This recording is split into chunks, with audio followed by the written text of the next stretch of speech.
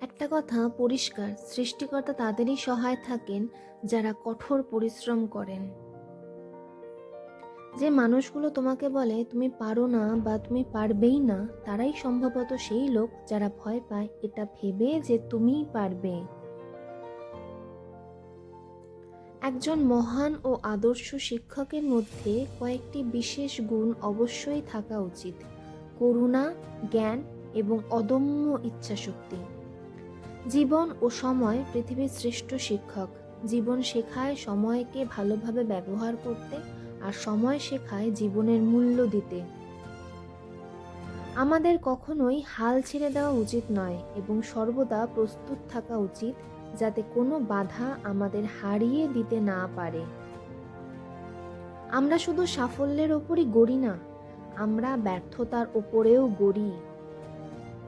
নিজের লক্ষ্যে সফল হওয়ার জন্য তোমাকে তোমার লক্ষ্যের প্রতি নিষ্ঠাবান হতে হবে।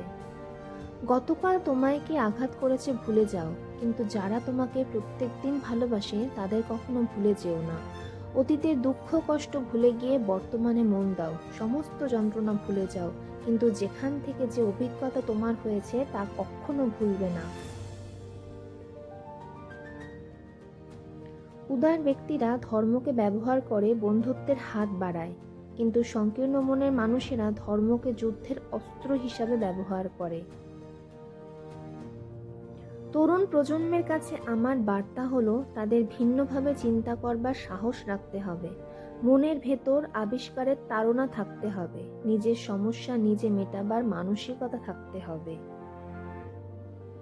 মানুষের জীবনে প্রতিবন্ধকতা থাকা দরকার। বাধা না থাকলে সফলতা উপভোগ করা যায় না।